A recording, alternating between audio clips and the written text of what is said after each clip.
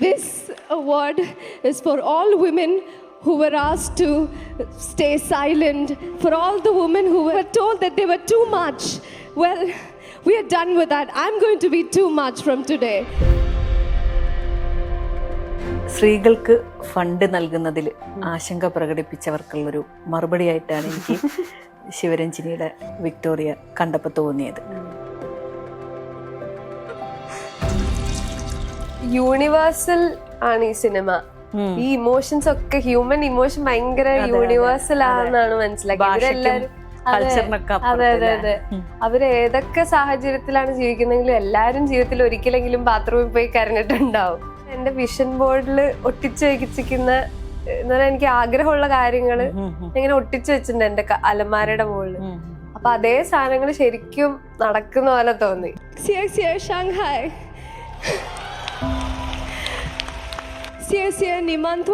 Victoria ഇടയ്ക്കിടയ്ക്ക് വെറുതെ ഇരിക്കുമ്പോ തിരിച്ചാലോചിക്കാൻ പറ്റുന്ന ജീവിതത്തിലെ ഏറ്റവും അടിപൊളി കുറച്ച് ദിവസങ്ങളായിരുന്നു ഷാങ്ഹായ്. ഇത്രയും സ്ത്രീകൾ വർക്ക് ചെയ്ത് ശബ്ദം ഉണ്ടാക്കി കഴിഞ്ഞതിന്റെ ബെനിഫിറ്റ്സ് ആണ് ഞാൻ റീപ്പ് ചെയ്യുന്നത്. അപ്പം I will always be thankful not just for WCC. I am thankful for every women who raise their voice. എനിക്ക് എന്തോ ഒരു ഹോപ്പ് കാണുന്നുണ്ട്, എന്തോ ഒരു ലൈറ്റ് ദൂരെ എനിക്ക് കാണാൻ പറ്റുന്നത്, ഭയങ്കര ഒരു പ്രതീക്ഷ കാണുന്നുണ്ട്. കാരണം കറക്റ്റ് ഞാൻ വരുന്ന സമയത്താണ് ഹേമ കമ്മിറ്റി റിപ്പോർട്ട് വരുന്നത്, എന്താ ഇത്രയും റീഫർമേഷൻ മലയാള സിനിമയിൽ സംഭവിക്കുന്നത്. അപ്പൊ ഞാനിത് ഇത് ഭയങ്കര നല്ല സമയത്താണല്ലോ വന്നതെന്ന് എനിക്ക് തോന്നുന്നുണ്ട്.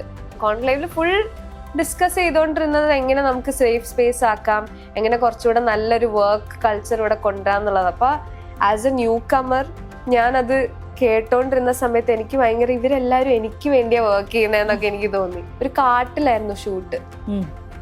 അപ്പൊ ഞാൻ പറഞ്ഞു എനിക്ക് ചേട്ടാ എനിക്കൊന്ന് മൂത്രം ഒഴിക്കണമായിരുന്നു എന്ന് പറഞ്ഞപ്പോ പുള്ളി എൻ്റെ അടുത്ത് പറഞ്ഞു, ആ ഇതാ പ്രശ്നം ഈ പെണ്ണുങ്ങളെ കേടിയായിട്ട് വെച്ചിന്നാന്ന് പറഞ്ഞു. ഭയങ്കര എന്താ പറയാ റൂഡായിട്ടുള്ള എന്നുള്ളൊരു വാക്കിലേക്കാണല്ലോ നമ്മൾ അസോസിയേറ്റ് ചെയ്യുക ലീഡർഷിപ്പ് എന്നുള്ള വാക്ക്. പക്ഷെ ലീഡർഷിപ്പിൽ എംപത്തിയും കൂടെ കൊണ്ടുവരാൻ പറ്റും എന്ന് കാണിച്ച ആളാ ശിവ. നമുക്ക് അറിയാവുന്നതിനെക്കാട്ടും കൂടുതൽ കുറെ മലയാള സിനിമയെ പറ്റിയൊക്കെ അറിയാവുന്ന ഒരു കുട്ടീനെ അവിടെ വെച്ച് കണ്ടു. ശോഭനയാണ് പുള്ളിക്കാരുടെ ഫേവറേറ്റ് ആക്ട്രസ് എന്നൊക്കെ പറഞ്ഞിട്ട്. ഞാൻ പുറകിലാണല്ലോ ഇരിക്കുന്നത്. അപ്പം ഫ്രണ്ടിലുള്ള ആൾക്കാരുടെ റിയാക്ഷൻസ് നമുക്ക് ഇവിടുന്ന് ഇങ്ങനെ എത്തി നോക്കുമ്പോ കാണാം. അതൊക്കെ ഭയങ്കര നമ്മള് സ്വപ്നം കാണുന്ന. ഞാൻ മറ്റേ ഉദയനാട് താരത്തിലെ സലീം കുമാറിനെ പോലെ എല്ലാം ഇങ്ങനെ അത് ഞാനാ.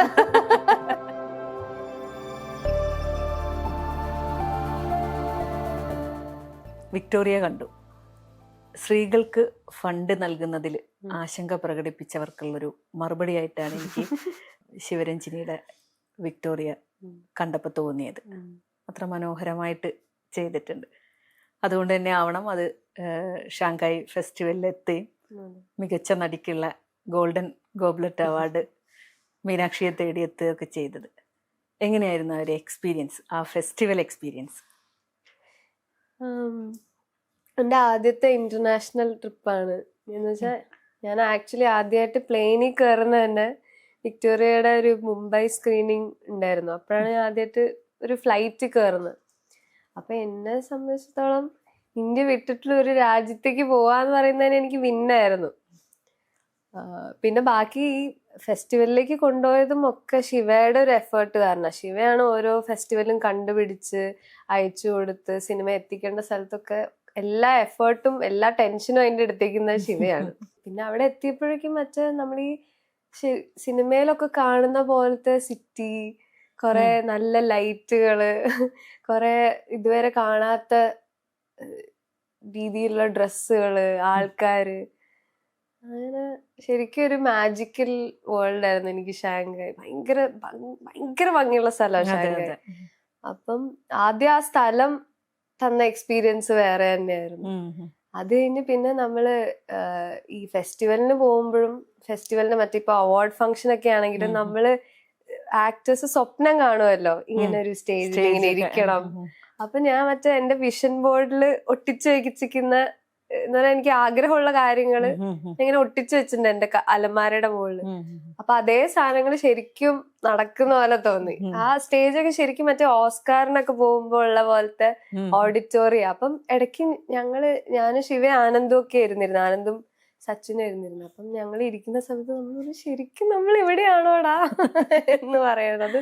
ഇടയ്ക്കിടയ്ക്ക് വെറുതെ ഇരിക്കുമ്പോ തിരിച്ചാലോചിക്കാൻ പറ്റുന്ന ജീവിതത്തിലെ ഏറ്റവും അടിപൊളി കുറച്ച് ദിവസങ്ങളായിരുന്നു ഷാങ്കായ്. എനിക്ക് തോന്നുന്നു ഡോക്ടർ ബിജുവിന്റെ ചിത്രത്തിന് ശേഷം വിക്ടോറിയയാണ് ഷാങ്കായ് ഫെസ്റ്റിവലിൽ എത്തുന്നത് അല്ലെ. അവിടെ ഉള്ള ആളുകൾക്ക്, സിനിമയായിട്ട് ബന്ധപ്പെട്ട പ്രവർത്തകർക്ക് മലയാള സിനിമയെ കുറിച്ചിട്ടുള്ള ധാരണകൾ എങ്ങനെയാണ്? അവര് ആക്ച്വലി ഇപ്പൊ ഇവിടുന്ന് നമ്മള് സിനിമ ചിലര് കണ്ടപ്പോ, ഷാങ്കായ്ക്ക് മുമ്പ് സിനിമ കണ്ടപ്പം കുറെ പേരുടെ ചോദ്യം, ശിവയോട് പലരും ചോദിച്ചിരുന്നു എന്തുകൊണ്ട് നിങ്ങൾ ആണുങ്ങളെ ഈ സിനിമയിൽ വെച്ചില്ല, അതൊരു ഭയങ്കര പൊളിറ്റിക്കൽ സ്റ്റേറ്റ്മെന്റ് ആണോ, എന്താ ആണുങ്ങളെ ഇഷ്ടമല്ലാത്തോണ്ടാണോ ചെയ്തെന്നൊക്കെ ഉള്ള ചോദ്യങ്ങളാണ് ഏറ്റവും ആദ്യമൊക്കെ ചോദിക്കുക. സിനിമ കണ്ടാണ് ചോദിച്ചതെങ്കിൽ അതൊരു ഒട്ടും സിനിമ കണ്ടിട്ടും ചിലര് ചോദിച്ചു എന്തുകൊണ്ടാണ്, അതാണ് ചിലർക്ക് ആദ്യം അറിയണ്ടേ. എന്നുള്ള സിനിമ അതിനെക്കാട്ടും ഡീപ്പായിട്ടുള്ള എന്തോരം കാര്യങ്ങൾ ചർച്ച ചെയ്യുന്നുണ്ട്. ഞങ്ങൾക്കത് ഇച്ചിരി കേൾക്കുമ്പോ അയ്യോ അതെന്താ അത് ചോദിക്കുന്നതെന്ന് തോന്നിയിരുന്നു. പക്ഷെ ഷാങ്കായിൽ ചെന്നപ്പോൾ അവരുടെ ചോദ്യങ്ങൾ തന്നെ ഭയങ്കര ഇൻട്രസ്റ്റിംഗ് ആയിരുന്നു. അവര് മറ്റേ നമ്മുടെ സിനിമയില് ജീൻ ചേച്ചി ഒരു ഡയലോഗ് പറയില്ലേ, നീ അങ്ങനെ ബ്യൂട്ടി പാർലറിൽ വരുന്നതിന് അങ്ങനെ കുറവൊന്നും വിചാരിക്കണ്ട എന്ന് പറയുമല്ലോ. അപ്പം അവര് ഞങ്ങളുടെ അടുത്ത് വെച്ചു അതെന്താ കുറവ് വിചാരിക്കണ്ടെന്ന് അവര് പറയുന്ന, അതിനെന്താ കുഴപ്പം, നിങ്ങളുടെ നാട്ടിൽ അത് പ്രശ്നമുണ്ടോ ബ്യൂട്ടി പാർലറിൽ പോകുന്നതിന്? അപ്പൊ ഞങ്ങള് ഇതൊക്കെ ഒന്ന് പുരോഗമനമൊക്കെ പറയെങ്കിലും ഇതൊക്കെ ഞങ്ങൾക്ക് ഇപ്പോഴും അതെ. അപ്പൊ അവരുടെ അങ്ങനത്തെ ഇൻട്രസ്റ്റിംഗ് ചോദ്യങ്ങളായിരുന്നു. ഇവർക്ക് ഇങ്ങനെ അവിടെ അങ്ങനെ റിലിജൻ ഒന്നും ഇല്ലല്ലോ ചൈനയില്. അപ്പൊ ഒരു സെയിന്റിന് വേണ്ടി കോഴീനെ കൊടുക്കുക, അപ്പൊ അതിനെ പറ്റി കൂടുതൽ പറയൂ എന്നുള്ള ചോദ്യങ്ങളായിരുന്നു ഏറ്റവും കൂടുതൽ. അപ്പം അവർക്കും പിന്നെ വേറെ കാര്യം മനസ്സിലാക്കിയെന്ന് വെച്ചാൽ ഇതിൽ ആങ്സൈറ്റി എന്താ പറയുക പാനിക് അറ്റാക്ക് ഒക്കെ കൃത്യമായിട്ട് കാണിക്കുന്ന ഒരു സിനിമയാണല്ലോ. അപ്പൊ അവർക്ക് അതൊക്കെ ഭയങ്കര ടച്ചിങ് ആയി. അവർക്ക് അപ്പോഴാണ് ഞാൻ മനസ്സിലാക്കിയെന്ന് വെച്ചാൽ യൂണിവേഴ്സൽ ആണ് ഈ സിനിമ. ഈ ഇമോഷൻസ് ഒക്കെ ഹ്യൂമൻ ഇമോഷൻ ഭയങ്കര യൂണിവേഴ്സൽ ആണെന്നാണ് മനസ്സിലാക്കിയത്. ഇവരെല്ലാരും അതെ. അവര് ഏതൊക്കെ സാഹചര്യത്തിലാണ് ജീവിക്കുന്നെങ്കിലും എല്ലാരും ജീവിതത്തിൽ ഒരിക്കലെങ്കിലും ബാത്റൂമിൽ പോയി കരഞ്ഞിട്ടുണ്ടാവും, പുറത്ത് കാണിക്കാൻ പറ്റാത്ത. അപ്പൊ അങ്ങനെ അവരെല്ലാരും ഭയങ്കര വന്ന് കെട്ടിപ്പിടിക്കുക ചെയ്ത എന്നെ, ശിവേനെയൊക്കെ. അപ്പൊ അതൊക്കെ ഞാൻ ഒരിക്കലും മറക്കില്ല അതൊന്നും. അവർക്ക് നമ്മുടെ മലയാള സിനിമാ പ്രവർത്തകരെ കുറിച്ചൊക്കെ അറിവുണ്ടോ? ഒരു കുട്ടി ടിപ്പിക്കൽ ചൈനീസ് ഗേൾ ആണ്. അവിടെയൊക്കെ ജീവിച്ച് അവിടെ മാത്രം ചൈന മാത്രം കണ്ടിട്ടുള്ള ഒരു കുട്ടിയാണ്. എനിക്ക് ആ കുട്ടിയുടെ പേര് പ്രൊനൗൺസ് ചെയ്യാൻ അറിയില്ല. അപ്പൊ ആ കുട്ടി ഓടി വന്നിട്ട് മീനാക്ഷി ചേച്ചി എന്ന് വിളിച്ചു. അപ്പൊ ഞാൻ ഇതെവിടെയാ, ഞാൻ തിരിച്ച് എറണാകുളത്ത് എത്തിയോ തോന്നി. അപ്പൊ ആ കുട്ടി വന്നിട്ട് ശിവരഞ്ജിനി ചേച്ചി എന്നൊക്കെ വിളിച്ചത്. അപ്പം ആ കുട്ടി VPN ഒക്കെ ഉപയോഗിച്ച് ടെലിഗ്രാമിൽ നിന്നൊക്കെ കുറെ മലയാള സിനിമയൊക്കെ കണ്ട്, ആ കുട്ടിക്ക് ശോഭനെ അറിയാം, നമിത പ്രമോദിനെ അറിയാം, ഐശ്വര്യലക്ഷ്മിനെ അറിയാം. ആ കുട്ടി എല്ലാ മലയാള സിനിമയും കാണും. ആ കുട്ടിയുടെ ഏറ്റവും വലിയ ആഗ്രഹം കേരളത്തിലേക്ക് വരിക എന്നുള്ളതാണ്. അപ്പൊ അവിടെ ആ കുട്ടിയാണ് ആകെ മറ്റേ എന്ന് പറഞ്ഞാൽ നമുക്ക് അറിയാവുന്നതിനെക്കാട്ടും കൂടുതൽ കുറെ മലയാള സിനിമയെ പറ്റിയൊക്കെ അറിയാവുന്ന ഒരു കുട്ടീനെ അവിടെ വെച്ച് കണ്ടു. ശോഭനയാണ് പുള്ളിക്കാരുടെ ഫേവറേറ്റ് ആക്ട്രസ് എന്നൊക്കെ പറഞ്ഞിട്ട്. ബാക്കി അവർക്ക് എനിക്ക് തോന്നുന്നു മലയാള സിനിമയ്ക്ക് അത്ര ആക്സസ് ഇല്ല. അപ്പം പിന്നെ അധികം ഇങ്ങനെ മലയാള സിനിമയൊന്നും ഈ പറഞ്ഞ പോലെ ഷാങ്കായ് ഫിലിം ഫെസ്റ്റിവലിലും അധികം ഡോക്ടർ ബിജുവിന്റെ ഒന്നും അല്ലാതെ അധികം വന്നിട്ടില്ലല്ലോ. അപ്പൊ അവർക്ക് നമ്മുടെ സിനിമ ഒരു ഡോർ ഓപ്പണിംഗ് ആയിരുന്നു നമ്മുടെ കൾച്ചറിലേക്ക്, നമ്മുടെ ഇതൊക്കെ. ഹിന്ദി അമീർ ഖാന്റെ ഒക്കെ കുറെ ഫാൻസ് ഉണ്ട് അവിടെ. മറ്റേ 3 Idiots ഒക്കെ വൻ ഹിറ്റ് ആയിരുന്നു ചൈനയില്. പക്ഷെ മലയാള സിനിമ ഇപ്പം ഈ ഡോക്ടർ ബിജുവിന്റെയും ഒക്കെ സിനിമകളെ ഒക്കെയാണ് അവർക്ക് പരിചിതം. അതിലെനിക്ക് തോന്നിയിട്ടുള്ള ഒരു പ്രത്യേകത എല്ലാവരും മികച്ച അഭിനയായിരുന്നു എന്നുള്ളതാണ് അല്ലേ. മീനാക്ഷി നന്നായി ചെയ്തു. മീനാക്ഷിന്റെ കഥാപാത്രം വിക്ടോറിയ ആയിട്ട് അങ്ങ് മാറുക തന്നെയായിരുന്നു. മറ്റുള്ളവരും അതെ. കോഴി പോലും വളരെ നന്നായി അഭിനയിച്ചിട്ടുണ്ട്. അയ്യോ ഭയങ്കര ഡിസിപ്ലിൻഡ് ആക്ടർ ആയിരുന്നു. പാർത്ഥൻ ആയിരുന്നു ആ കോഴിയുടെ ഓ പേര്. അത് ശരി. അപ്പൊ ബാക്കി ശ്രീഷ്മ അറിയാലോ, സ്റ്റേറ്റ് അവാർഡ് വിന്നർ ആണ്. അപ്പം ശ്രീഷ്മയും ഓഡിഷൻ വഴിയാണ് വന്നത്. പിന്നെ സ്റ്റീജയും ഓഡിഷൻ വഴിയാണ് വന്നത്. അവരൊക്കെ പുതിയ ആൾക്കാരാ. സ്റ്റീജ ഇത് കഴിഞ്ഞിട്ട് വിക്ടോറിയ കഴിഞ്ഞിട്ടാണ് പിന്നെ സിനിമയൊക്കെ ചെയ്തിരുന്നത്. പിന്നെ ജീന ചേച്ചി, പിന്നെ ദർശന ചേച്ചിയൊക്കെ, ദർശന എന്ന് പറഞ്ഞാൽ മറ്റേ ബ്യൂട്ടി പാർലർ മറ്റേ പ്ലംബറിന്റെ ഭാര്യ. അപ്പം ദർശന ചേച്ചിയൊക്കെ ശിവരഞ്ജനിയുടെ തന്നെ ഒരു ഷോർട്ട് ഫിലിമിൽ അഭിനയിച്ചിരുന്ന ആളാണ്. പിന്നെ ജോളി ചേച്ചി ആണ് ആകെ അവിടെ ഉണ്ടായിരുന്ന. ഞങ്ങൾ എല്ലാവരും എക്സ്പീരിയൻസ്ഡ് ആയിട്ടുള്ള ആള് ജോളി ചേച്ചി ആയിരുന്നു. ജോളി ചേച്ചി വന്ന സമയത്ത് തന്നെ ഭയങ്കര സപ്പോർട്ടായിരുന്നു. ജോളി ചേച്ചിയായിട്ട് ആ ഹെന്ന ചെയ്യുന്ന സീനിലൊക്കെ ഞങ്ങള് റൂമിലിരുന്ന്, ജോളി ചേച്ചിയുടെ റൂമിലിരുന്ന് നമ്മൾ കുറെ റിഹേഴ്സ് ഒക്കെ ചെയ്തിട്ടുണ്ടായിരുന്നു. അപ്പോഴും ജോളി ചേച്ചി ഇങ്ങനെ നമുക്ക് ചെയ്ത് നോക്കിയാലോ, അങ്ങനെ ചെയ്ത് നോക്കിയാലോ എന്ന് പറഞ്ഞിട്ട് എപ്പോഴും നല്ല സജഷൻസ് തരികയും ഞങ്ങള് ഒരുമിച്ചിരുന്ന് നല്ല ഇംപ്രോവും കാര്യങ്ങളും ഒക്കെ ചെയ്തിട്ടുണ്ടായിരുന്നു. പിന്നെ ശ്രീഷ്മ എനിക്ക് എന്റെ ആളായിട്ടാ തോന്നിയിരുന്നത്. ജോളി ചേച്ചി നമുക്ക് ജോളി ചേച്ചി ആയിരുന്നു. ശ്രീഷ്മ ഞാനും ഫുൾ എന്ന് പറഞ്ഞാൽ അതില് ലയോടെ വിക്ടോറിയക്കുള്ള അതേപോലത്തെ സ്നേഹം എനിക്ക് ഇപ്പോഴും ഉണ്ട്. ഇപ്പൊ ഈ എന്താ പറയാ, ഈ IFFKക്ക് ഞങ്ങൾ ഒരുമിച്ച കുറച്ചു ദിവസം താമസിച്ചിരുന്നു. അന്ന് രാത്രി വരെ ഞങ്ങൾ സംസാരമായിരുന്നു. എന്ന് പറഞ്ഞാൽ 6 മണി വരെ ഞങ്ങൾ ഇരുന്ന് വർത്താനം പറയായിരുന്നു. അതുപോലെ ഭയങ്കര സ്നേഹമായിരുന്നു ഞങ്ങൾ തമ്മിൽ. ശ്രീഷ്മയുടെ സീനാണ് ഞാൻ ഏറ്റവും എൻജോയ് ചെയ്ത് മറ്റേ കാല് എനിക്ക് മസാജ് കൊടുക്കാൻ ഭയങ്കര ഇഷ്ടാ. പിന്നെ ഈ അവിടുന്ന് ബ്യൂട്ടി പാർലറിൽ നിന്ന് പഠിച്ച ടെക്നീക്സ് ഒക്കെ ഉപയോഗിക്കാനുള്ള ചാൻസും കൂടെയാണല്ലോ. അതിൽ ആക്ച്വലി ഒരു സാധനം ഉണ്ട്. ഒരു ഡയലോഗ് ഞാൻ ഇടയിൽ പറയാൻ മറന്നു പോകുന്നുണ്ട് ചെയ്യുന്നതിന്റെ ഇടയില്. ഇങ്ങനെ ചെയ്തങ്ങനെ നിക്ക പിന്നെ എന്ന് പറഞ്ഞിട്ട് അങ്ങനെ. പിന്നെ അതുപോലെ ഭക്ഷണം കഴിക്കുന്ന സമയത്തും ഒക്കെ ക്യാമറ റോൾ ചെയ്യുന്നുണ്ട് നമ്മുടെ ഒപ്പം എന്നൊക്കെ മറന്നുപോയിട്ടുള്ള സമയം അതൊക്കെ. കാരണം അത്രയും ആ സ്പേസുമായിട്ട്, ആ ബ്യൂട്ടി പാർലറിന്റെ സ്പേസുമായിട്ട് ഞങ്ങൾ ഭയങ്കര ഹോം ഫീൽ ആയിരുന്നു. പിന്നെ ശ്രീഷ്മ എനിക്ക് ഹോം ആണ് ശരിക്കും. എനിക്ക് ഇപ്പോഴും എപ്പ വിളിച്ചാലും എന്റെ കൂടെ ഉള്ള ഒരു ഫ്രണ്ടാണ് ശ്രീഷ്മ. അപ്പൊ ശ്രീഷ്മയുടെ കൂടെ എനിക്ക് ഇനിയും അഭിനയിക്കണം. നല്ല രസം, ഭയങ്കര ക്രിയേറ്റീവ് ഹൈ കിട്ടും നമുക്ക്. അതുപോലെ തന്നെ ശിവ ഭയങ്കര അടിപൊളി ആൾക്കാരെ ഒരുമിച്ച് കൊണ്ടുവന്നേക്കണേ. അപ്പം ഭയങ്കര ക്രിയേറ്റീവ് ആയി കിട്ടും നമുക്ക്. ഒരുമിച്ച് ആദ്യം ആ സ്ക്രിപ്റ്റ് വായിച്ച് അതിന് റിഹേഴ്സലൊക്കെ ചെയ്ത് കഴിഞ്ഞിട്ട് പിന്നെ അത് മോണിറ്ററിൽ കാണുമ്പോൾ ഭയങ്കര സാറ്റിസ്ഫാക്ഷൻ ആയിരുന്നു. അത്രയും ഗിവിങ് ആയിട്ടുള്ള ആക്ടേഴ്സ് ആയിരുന്നു എല്ലാരും, പുതിയ ആൾക്കാരും ഒക്കെ. എനിക്കറിയില്ല എങ്ങനെയാ ഞങ്ങളൊക്കെ സിങ്ക് ആയി, അതെങ്ങനെ ശിവ ആദ്യമേ കണ്ടു മനസ്സിലൊന്നും നമുക്ക് അറിയില്ല. പക്ഷെ നമ്മള് വർക്ക്ഷോപ്പ് ഒക്കെ ഉണ്ടായിരുന്നു. ശിവ എല്ലാരെയും ഒരു ടീം ആക്കാനായിട്ട് നല്ലോണം വർക്ക് ചെയ്തിട്ടുണ്ടായിരുന്നു. അപ്പൊ ഞങ്ങൾക്കൊക്കെ അങ്ങോട്ടും ഇങ്ങോട്ടും ഭയങ്കര സ്നേഹമായിരുന്നു ആ സെറ്റില്. അപ്പൊ അതെല്ലാം ശിവയാണ് അങ്ങനെ ഒരു നല്ല ടീമിനെ ബിൽഡ് ചെയ്തതും ഞങ്ങൾക്കൊരു സ്പേസ് തന്നതും ഒക്കെ. ഇപ്പൊ കോഴീനെ ഫസ്റ്റ് തന്നെ പിടിച്ച് കൊണ്ടുവരുന്ന സീനൊക്കെ ഉണ്ടല്ലോ, അതൊക്കെ എന്ന് പറഞ്ഞാൽ ശരിക്കും വളരെ രസമായിട്ടുള്ളൊരു സീനായിരുന്നു. ചിലപ്പം കണ്ടു കഴിഞ്ഞവരാരെങ്കിലും ഇന്ന സീനുകളാണ് ഇഷ്ടമായത് എന്ന് പറഞ്ഞത് ഏതെങ്കിലും ഒക്കെ ഉണ്ടോ? അവര് കുറെ പേര് എങ്ങനെയാ കോഴീനെ പിടിച്ചത്, അത് പേടി തോന്നിയില്ല എന്നൊക്കെ ചോദിച്ചവരുണ്ടായിരുന്നു.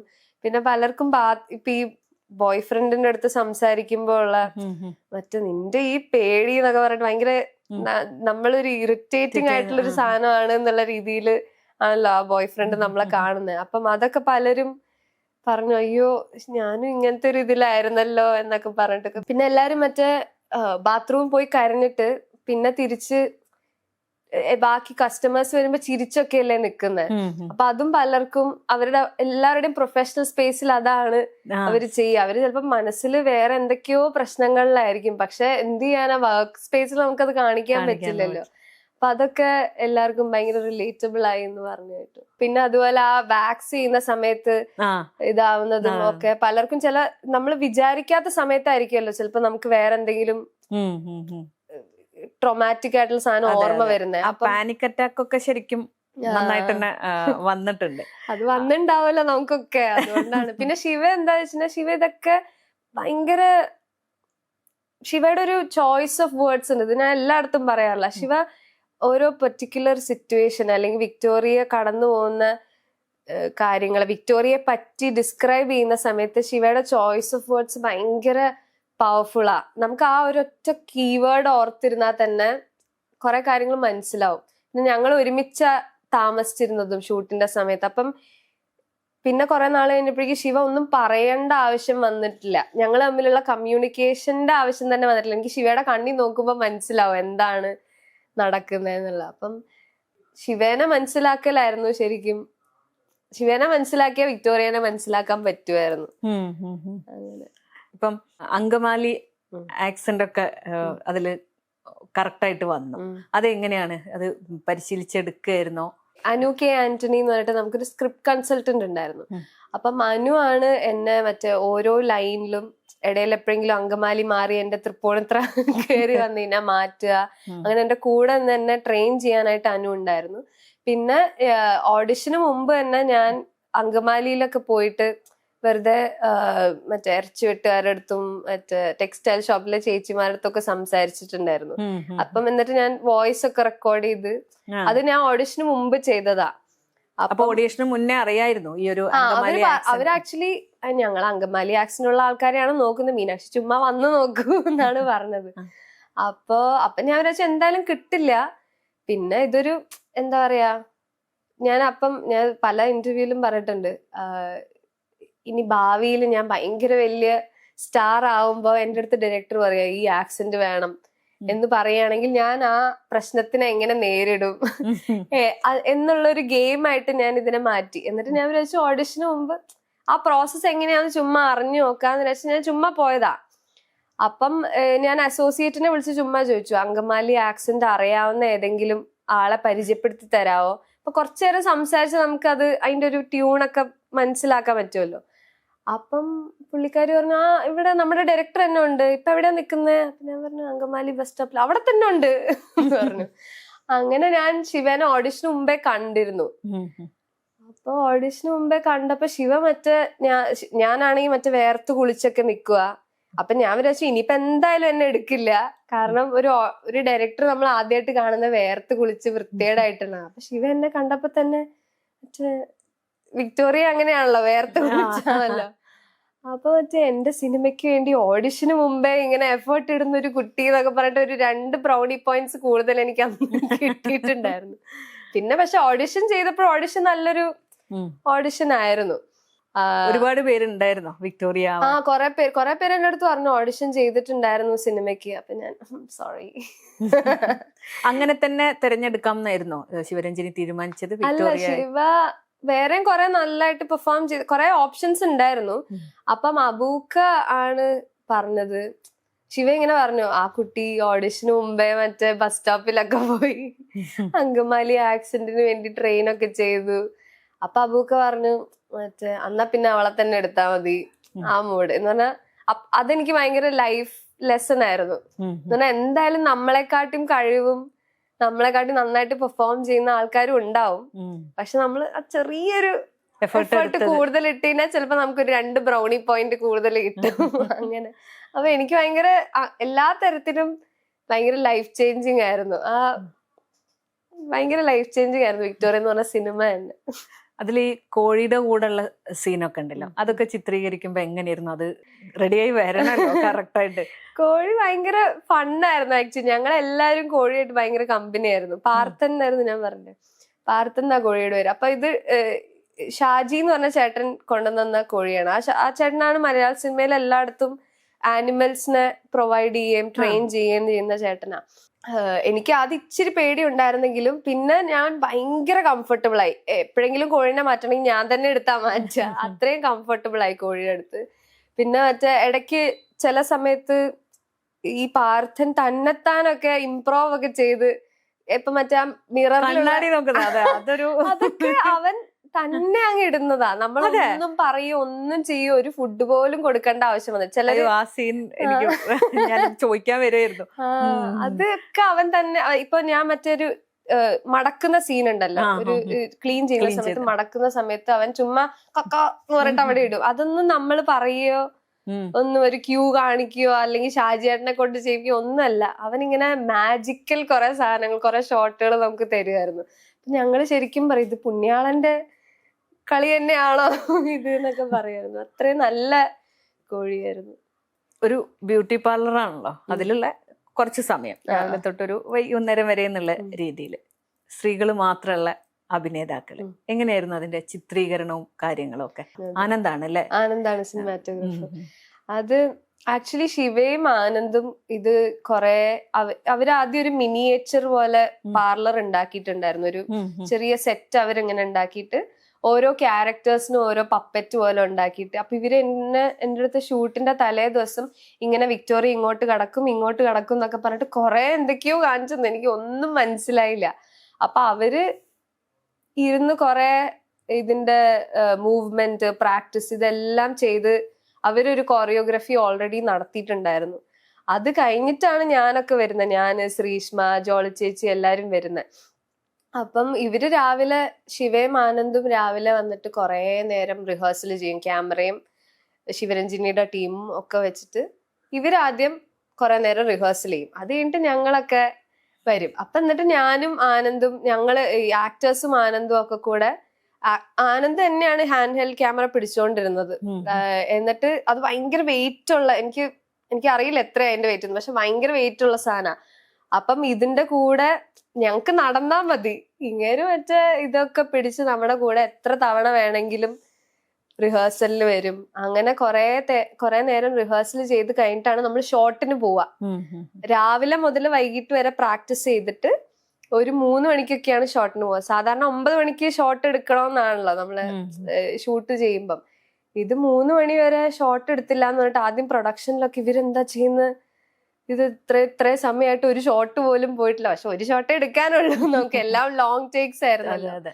അപ്പൊ പക്ഷെ എന്നിട്ട് നമ്മൾ 3 ടേക്ക് എടുക്കുള്ളൂ. ഒരെണ്ണം ശിവയ്ക്ക്, ഒരെണ്ണം ആനന്ദിന്, ഒരെണ്ണം ഞങ്ങൾ ആക്ടേഴ്സിന് എന്ന് പറയുന്ന പോലെ 3 ടേക്കിൽ തന്നെ തീരും. കറക്റ്റ് സമയത്ത്, ഭയങ്കര വെൽ പ്ലാൻഡ് ഷൂട്ടായിരുന്നു. എല്ലാം കറക്റ്റ് സമയത്താ തീരുക. ഭയങ്കര ഇമോഷണലി ഇന്റലിജന്റ് ഷൂട്ടായിരുന്നു. ഇടയ്ക്ക് ഞങ്ങൾക്കൊക്കെ വയ്യാണ്ടൊക്കെ ആവുമായിരുന്നു. അപ്പൊ അതിനനുസരിച്ചൊക്കെ മാറ്റി പ്ലാൻ ചെയ്ത് എല്ലാം എന്താ പറയാ, എല്ലാം ഭയങ്കര കംഫർട്ടബിൾ ആയിരുന്നു. ഭയങ്കര നമുക്ക് പൊതുവെ സ്കെഡ്യൂൾസ് എന്ന് പറയുമ്പോ നമ്മുടെ തല തിന്നുന്ന സ്കെഡ്യൂൾസ് ആയിരിക്കും ഏറ്റവും കൂടുതൽ. പക്ഷെ ഇത് ഇത്രയും ഡിഫിക്കൾട്ട് ആയിട്ടുള്ള ഫിലിം മേക്കിംഗ് ലാംഗ്വേജ് ആണ് ചൂസ് ചെയ്തെങ്കിലും it was so comfortable and so satisfying to be there. ഭയങ്കര ക്രിയേറ്റീവ് ഹൈയും ആയിരുന്നു, ഭയങ്കര ഒരു ഫാമിലിയും ആയിരുന്നു. ഞാൻ കുറെ അങ്ങോട്ട് പോയി സംസാരിച്ചു. വിക്ടോറിയ ആയി മാറുമ്പോ മീനാക്ഷി കടന്നു വന്നിരുന്നോ അതിലേക്ക്? നമ്മൾ തമ്മില് വ്യത്യാസങ്ങളുണ്ട്. ഇപ്പൊ ഞാൻ ഇങ്ങനെ ഇരുന്ന് കോൺഫിഡന്റ് ആയിട്ട് സംസാരിക്കുന്ന പോലെ ചിലപ്പോ വിക്ടോറിയ സംസാരിക്കില്ല. പക്ഷെ എനിക്കും എന്റെ അണ്ടർ കോൺഫിഡന്റ് ആയിട്ടുള്ള സെൽഫ് ഉണ്ട്. എനിക്കും എന്റെ എന്താ പറയാ, ഇപ്പൊ വിക്ടോറിയ മറ്റേ പുറകെയുള്ള എല്ലാ വള്ളിയും പിടിച്ചു കഴിഞ്ഞിട്ടാണ് വിക്ടോറിയെ പറ്റി വിക്ടോറിയ ആലോചിക്കുള്ളൂ. അപ്പൊ നമ്മളും എപ്പോഴെങ്കിലും ഒക്കെ ജീവിതത്തിൽ അത് ചെയ്തിട്ടുണ്ടാവുമല്ലോ, വേറെ ആൾക്കാരെ പ്രയോറിറ്റൈസ് ചെയ്ത് നമ്മളെ മറന്നു പോകുന്ന. അപ്പം വിക്ടോറിയയുടെ പല കാര്യങ്ങളും എന്നിലുണ്ട്. അപ്പം അതിലേക്ക് ട്യൂണിനായാൽ മതിയായിരുന്നു. ഞാനും വിക്ടോറിയയും തമ്മിൽ കുറെ സാമ്യങ്ങളും ഉണ്ട്, അതേപോലെ ഡിഫറൻസസും ഉണ്ട്. അപ്പം ആ സാമ്യങ്ങളിലേക്ക് ആലോചിച്ചാൽ മതിയായിരുന്നു. പിന്നെ ഞാൻ എപ്പോഴും പറയാറുള്ള ഒരു കാര്യമാണ്, ഈ വിക്ടോറിയയെ മനസ്സിലാക്കാനും വിക്ടോറിയ ആവാനും ശിവരഞ്ജിനിനെ മനസ്സിലാക്കിയാ മതിയായിരുന്നു. അപ്പം അങ്ങനെയാണ്. അല്ലാതെ എന്താ പറയാ, കംപ്ലീറ്റ്ലി ഡിഫറെന്റ് ആയിട്ടുള്ള ഒരാളായിട്ട് മാറുന്ന പോലെ എനിക്ക് തോന്നിയിട്ടില്ല. കാരണം നമ്മളൊക്കെ, ഇപ്പൊ ഞാൻ ഈ ചിരിച്ചു കളിക്കുമെങ്കിലും ഞാനും ബാത്റൂമിൽ പോയി കരഞ്ഞിട്ടുണ്ട്. ഞാനും എന്താ പറയാ, എല്ലാരും ഇങ്ങനെ കുറെ പേരെ എന്റെ തലയെ കയറ്റി വെക്കാനും ഒക്കെ ശ്രമിച്ചിട്ടുണ്ടല്ലോ. അപ്പം എല്ലാരിലും ഉള്ളൊരു കാര്യങ്ങളൊക്കെ തന്നെ വിക്ടോറിയയിലും ഉള്ളൂ. അതില് ഈ പുരികം ഷേപ്പ് ചെയ്യുക, പിന്നെ ഹെന്ന ചെയ്യുന്നൊക്കെ, അപ്പൊ അതൊക്കെ പോയി കണ്ട് മനസ്സിലാക്കിയിരുന്നോ, അല്ലെങ്കിൽ ശിവരഞ്ജിനി പറയുന്ന പോലെ തന്നെ അങ്ങ് ചെയ്തു പോവുക? അങ്ങനെയല്ല, ഞാനൊരു ബ്യൂട്ടി പാർലർ പോയി വർക്ക് ചെയ്തു. അവിടെ ശിവയ്ക്ക് ഈ ഐഡിയ കിട്ടിയ ഒരു ബ്യൂട്ടി പാർലർ ഉണ്ട് അങ്കമാലിയില്. അപ്പം അവിടെ തന്നെ ഞാൻ പോയിട്ട് ഒരു കുറച്ചധികം നാളെ ഞാൻ അവിടെ നിന്നിരുന്നു. ഓൾമോസ്റ്റ് ഒരു 3 ആഴ്ച, എനിക്ക് ഓർമ്മയില്ല, ഒരു മാസത്തോളം ഞാൻ അവിടെ നിന്നിട്ടുണ്ട്. അവിടെ നിന്ന് അവരുടെ കൂടെ പുതിയതായിട്ട് വർക്ക് ചെയ്യാൻ പോയ കുട്ടിയായിട്ട് നിന്നിട്ട്, എന്ന് പറഞ്ഞാൽ അവർക്കറിയാം സിനിമയ്ക്ക് വേണ്ടിയാ വന്നിക്കുന്നതെന്ന്. പക്ഷെ പുറത്തുനിന്ന് ആൾക്കാർ ഇങ്ങനെ ചോദിക്കും, ഈ കുട്ടി ഏതാന്ന് ചോദിക്കുമ്പോ അവര് പുതിയതായിട്ട് വന്ന കുട്ടിയാന്ന് പറയാം, അല്ലെങ്കിൽ ഫുൾ കഥ പറയണല്ലോ സിനിമയ്ക്ക് വേണ്ടി, പഠിക്കാൻ വേണ്ടി എന്നൊക്കെ. അങ്ങനെ നമ്മള് കുറെ നാള്, നീതു ചേച്ചി, അവിടെ ഒരു വിക്ടോറിയ ഉണ്ട്, അപ്പം വിക്ടോറിയയും നീതു ചേച്ചിയാണ് എന്നെ പഠിപ്പിച്ചത് ഈ ത്രെഡ് ചെയ്യാനും പെഡിക്യൂർ ചെയ്യാനും. അപ്പൊ എന്ന് പറഞ്ഞാൽ ഇപ്പൊ അഥവാ എനിക്ക് ജീവിതത്തിൽ സിനിമ വർക്കായില്ലെങ്കിൽ ഒരു പാർലർ എടുത്താലും ഇട്ടാലും ഞാൻ ജീവിക്കാവുന്ന രീതിയിൽ അവരെന്നെ എല്ലാം പഠിപ്പിച്ചിട്ടുണ്ട്. അങ്ങനെ പഠിപ്പിച്ചിട്ടാണ് ഇങ്ങനത്തെ കാര്യങ്ങള് ക്രാക്ക് ചെയ്തത്. അത് ഇനി ശിവരഞ്ജിനി പറഞ്ഞു തന്നിരുന്നത് കൂടുതലും എന്താ പറയാ വിക്ടോറിയയുടെ ഈ പാനിക് അറ്റാക്ക് വരുന്ന സമയത്തുള്ള കാര്യങ്ങൾ, വിക്ടോറിയയുടെ ആ ഒരു ജേർണി ഇല്ലേ ത്രൂ ഔട്ട് ദ ഡേ, അതിനൊക്കെയാണ് ഏറ്റവും കൂടുതൽ ശിവ എന്റെ കൂടെ ഇങ്ങനെ കൈ പിടിച്ച് നിന്നിട്ടുള്ളത്. ഇപ്പൊ വിക്ടോറിയ ആയിട്ട് അഭിനയിച്ച സമയത്ത് ഏറ്റവും കൂടുതൽ വെല്ലുവിളിയായിട്ട് തോന്നിയിട്ടുള്ള ഏതെങ്കിലും സീൻ ഉണ്ടായിരുന്നോ? എനിക്ക് ആ ശ്രീഷ്മയുടെ ക്യാരക്ടർ വരുമല്ലോ, ശ്രീഷ്മയുടെ ക്യാരക്ടർ വന്നു കഴിഞ്ഞിട്ട് ശ്രീഷ്മയുടെ ക്യാരക്ടർ ബ്യൂട്ടി പാർലറിൽ നിന്ന് പോവുമല്ലോ, അതെനിക്ക് ഭയങ്കര ഡിഫിക്കൾട്ടായിരുന്നു. എന്ന് പറഞ്ഞാൽ അതെനിക്ക് ഭയങ്കര ഒരു എനിക്കിപ്പോഴും അത് കാണുമ്പം ആ സമയത്ത് അത് ഷൂട്ട് ചെയ്യുന്ന സമയത്ത് എനിക്ക് ഭയങ്കര ബുദ്ധിമുട്ടായിരുന്നു. പറഞ്ഞാൽ നമുക്ക് നമ്മളെ അവസാനം നമ്മളുടെ അവസ്ഥയെ ഒന്ന് മനസ്സിലാക്കുന്ന ഒരാള് പോവാണ് നമ്മളെ വിട്ടോ. അയ്യോ എനിക്കത് ഷൂട്ട് ചെയ്യുമ്പോഴും ബുദ്ധിമുട്ടായിരുന്നു, അത് ഭയങ്കര ബുദ്ധിമുട്ടായിരുന്നു. പ്രേക്ഷകർക്ക് കാണുമ്പോഴും അത് വല്ലാത്തൊരു പെയിൻ തരുന്നുണ്ട്. അതെ അതെ. അതേപോലെ ആ കരയുന്ന സീനോ വേറടക്കം അത് പറയുന്നുണ്ടായിരുന്നു കണ്ടു കഴിഞ്ഞു. നമ്മളൊക്കെ ഒന്ന് കൂടെ കരഞ്ഞു പോകുന്നൊരു അവസ്ഥ ഉണ്ടാവുന്നുണ്ട്. ആ ഒരു പെയിൻ അത്രയും പ്രേക്ഷകരിലേക്ക് എത്തിക്കാൻ സാധിച്ചിട്ടുണ്ട് എന്നുള്ളത്. ഈ സിനിമയുടെ ഫോർമാറ്റ് തന്നെ ഇച്ചിരി ബുദ്ധിമുട്ടായിരുന്നു. ഈ ലോങ് ടേക്ക് ആയതുകൊണ്ട് അത് ക്രാക്ക് ചെയ്തെടുക്കുക എന്ന് പറയുന്നത് എല്ലാ ആക്ടേഴ്സിനും ബുദ്ധിമുട്ടായിരുന്നു ആക്ച്വലി. അവിടെയുള്ള എല്ലാവർക്കും എന്താ പറയാ, ബാക്കി ചേച്ചിമാർക്ക് ഒരു വലിയ കഥകളൊക്കെ പറയാനുണ്ട്. എനിക്ക് അത്രയും ഡയലോഗ്സ് ഇല്ല, എനിക്ക് കൂടുതൽ മൂവ്മെന്റ്സ് ആയിരുന്നു. അത് എടുത്ത് വെക്കുക. അപ്പം ഞാൻ എന്തെങ്കിലും ഒരെണ്ണം തെറ്റിച്ചു കഴിഞ്ഞാൽ പിന്നെ ആദ്യം മുതൽ തുടങ്ങണം. അപ്പൊ അത് ഭയങ്കര ഡിഫിക്കൾട്ടായിരുന്നു അത് ക്രാക്ക് ചെയ്യാനായിട്ട്. പക്ഷെ എന്താ പറയാ, മില്യൺ ടൈംസ് നമ്മൾ റിഹേഴ്സ് ചെയ്യുന്നത് കൊണ്ട് അതിങ്ങനെ നമ്മുടെ ഒരു സെക്കൻഡ് നമ്മുടെ കൂടെ ആയി. അത് നമ്മുടെ ഒരു ഹാബിച്വൽ കാര്യം പോലെ ആയി. അങ്ങനെയാണ് അത് ക്രാക്ക് ചെയ്തെടുത്തത്. സിനിമയുടെ ഫോർമാറ്റ് തന്നെ നല്ല ബുദ്ധിമുട്ടായിരുന്നു ചെയ്യാനായിട്ട്. സർക്കാർ ഫണ്ടിലാണല്ലോ ഇപ്പൊ ഈ സിനിമ ചെയ്തിരിക്കുന്നത്. അപ്പൊ പരിമിതികൾ ഒരുപാടാണ്. ആ പരിമിതികള് ആ സിനിമയായിട്ട് ബന്ധപ്പെട്ട് പ്രവർത്തിക്കുന്നവരെ എത്രത്തോളം ബാധിച്ചിരുന്നു എന്നുള്ളതാണ്. എന്നുവെച്ചാ ഇത് സാധാരണ ഒരു പ്രൊഡക്ഷൻ ഹൗസ് ആണെങ്കിൽ നമുക്കിപ്പം പെട്ടെന്ന് ഫണ്ട് റിലീസ് ചെയ്ത് കിട്ടുമായിരുന്നു. അപ്പൊ ഇത് ഫണ്ട് റിലീസ് ആവാൻ കുറച്ച് സമയം എടുക്കും. നമ്മൾ ആക്ച്വലി ഒരു എന്താ പറയാ, ഒരു സർക്കാർ ഓഫീസിൽ പോകുന്ന പോലത്തെ കുറച്ച് ഫോർമാലിറ്റീസ് ഉണ്ടായിരുന്നു അതിന്. അപ്പം അതിന്റെ ബുദ്ധിമുട്ടുകളൊക്കെ ശിവയ്ക്കും ഉണ്ടായിട്ടുണ്ട്.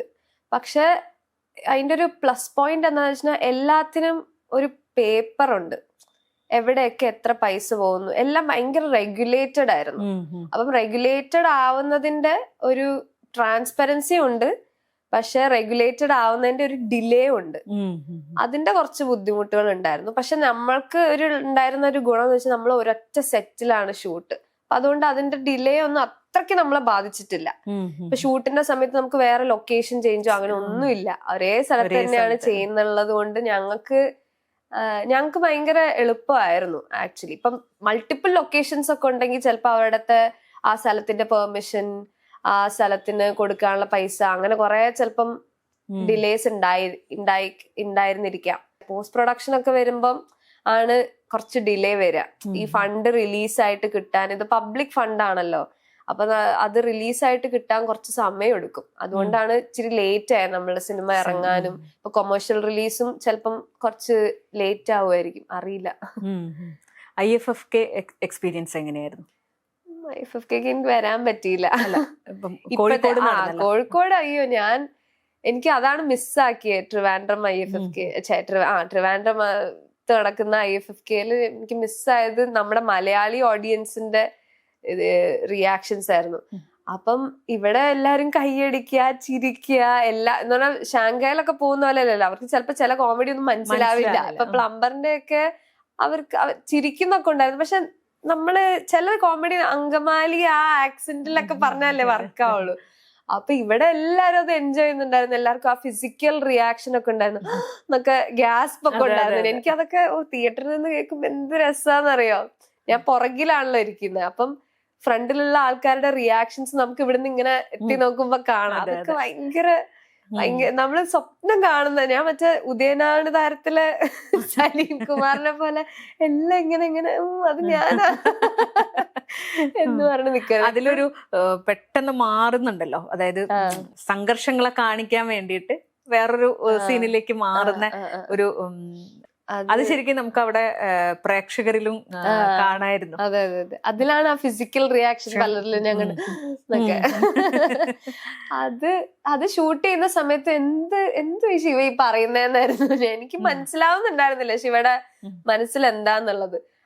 ബ്യൂട്ടി പാർലർ പെട്ടെന്ന് വേറൊരു അപ്പൊ എനിക്ക് ഇതെന്താ പരിപാടി എന്ന് എനിക്ക് മനസ്സിലാവുന്നുണ്ടായിരുന്നില്ല. പിന്നെ മറ്റേ സ്പോട്ട് എഡിറ്റ് കണ്ടപ്പോ ഞാൻ തന്നെ ഞെട്ടി. അപ്പൊ ശിവ എന്നെ പറ്റിക്കുകയാണോ നീ ഒക്കെ ചോദിച്ചു. കാരണം എനിക്ക് നേരത്തെ അറിയാവുന്ന ഞാൻ വരെ അത് പെട്ടെന്ന് എഡിറ്റ് ചെയ്ത് കണ്ടപ്പോ ഞാൻ ഇങ്ങനെ ഞെട്ടിപ്പോയിട്ടുണ്ടായിരുന്നു. അവിടെ അപ്പൊ ആ കാട്ടിൽ നിന്നിട്ടും എനിക്ക് എന്താ ചെയ്യണ്ടേന്നൊന്നും ആദ്യം അറിയില്ലായിരുന്നു. പിന്നെ ഞാൻ ശിവ ഇരുന്ന് കുറെ നേരം സംസാരിച്ചു. അപ്പം ശിവ ട്രസ്റ്റ് മീ, നീ ഞാൻ പറയുന്ന അതുപോലെ ചെയ്താ മതി എന്ന് പറഞ്ഞിട്ട് ശിവ പറയുന്ന അതുപോലെ നടക്കൂ കാണൂ എന്നൊക്കെ പറഞ്ഞ് ഞാൻ അതുപോലെ തന്നെ നടന്ന് കണ്ട് ഞാനും അവിടെ എക്സ്പീരിയൻസ് ചെയ്യുമായിരുന്നു. പ്രേക്ഷകർ എങ്ങനെയാണോ ഇതെന്താന്ന് നോക്കി നിൽക്കുന്ന പോലെ ഞാനും അത് ഫുൾ ഇങ്ങനെ എക്സ്പീരിയൻസ് ചെയ്യുമായിരുന്നു ഷൂട്ടിന്റെ സമയത്ത്. സിനിമ ഒരു പാഷൻ ആയിരുന്നു എന്ന് പറഞ്ഞു കേട്ടിട്ടുണ്ട്. എങ്ങനെയാണ് ആ പാഷനിലേക്ക് എത്തുന്നത്? സിനിമകൾ കണ്ട് കണ്ട് കണ്ട് ഉള്ളിൽ രൂപപ്പെട്ടതാണോ? ഞാന് കൊച്ചിലേക്ക് എനിക്ക് തോന്നുന്നു എന്റെ ഓർമ്മയില് ആദ്യമായിട്ട് ഞാൻ കാണുന്ന സിനിമ മൺചിത്രത്താഴാണ്. തിയേറ്ററിലല്ല, ഞാൻ TV-യിൽ അത് കണ്ടിട്ടുള്ളത്. അപ്പം ഗംഗ എന്ന് പറയുന്ന ആള് പെട്ടെന്ന് നാഗവല്ലിയായി മാറുന്നു. അതെനിക്ക് കൊച്ചിലെ അത് കണ്ടപ്പോ എനിക്ക് അതിൽ നിന്ന് ഇറങ്ങാൻ പറ്റുന്നുണ്ടായിരുന്നില്ല. എന്ന് പറഞ്ഞാൽ അയ്യോ അതെന്ത് രസം, ഒരാളിൽ തന്നെ രണ്ടാൾക്കാര്, ഒരാള് പെട്ടെന്ന് വേറെ ആളായിട്ട് മാറുന്നു എന്താ പറയുന്നത്. എനിക്ക് കൊച്ചിലെ ഭയങ്കര എന്തോ ഒരു ഫീലിംഗ് തന്നിരുന്ന ഒരു കാര്യമായിരുന്നു. അപ്പൊ ഞങ്ങൾ കസിൻസ് എല്ലാരും മണിച്ചിത്രത്താഴ് കളിക്കുമായിരുന്നു. എന്നുവെച്ചാൽ ഞാൻ നാഗവല്ലി, നീ സണ്ണി, ഇവൻ നാഗുലൻ എന്നൊക്കെ പറയണം. അപ്പൊ എനിക്ക് ഇവര് നാഗവല്ലി തരത്തേ ഇല്ല, എന്നെ നാഗവല്ലി ആവാൻ സമ്മതിക്കില്ല. അപ്പൊ ഞാൻ ആ വിഷമം ഞാൻ വീട്ടിൽ ചെന്നിട്ട് കണ്ണാടിയുടെ മുമ്പിലാ തീർക്കുക. എന്നിട്ട് എപ്പോഴെങ്കിലും എനിക്ക് നാഗവല്ലി ഞാൻ കിട്ടിക്കഴിഞ്ഞാൽ ഞാൻ അങ്ങോട്ട് തകർക്കും. ഞാൻ ഓവറാക്കി തകർക്കുമായിരുന്നു. അതാണ് എനിക്ക് അവര് തരാത്തത്. അപ്പം അതായിരുന്നു എന്റെ ആദ്യത്തെ ഒരു അഭിനയം അല്ലെങ്കിൽ സിനിമ എന്നുള്ളൊരു എനിക്ക് ഇഷ്ടമാവാനായിട്ടുള്ള കാരണം.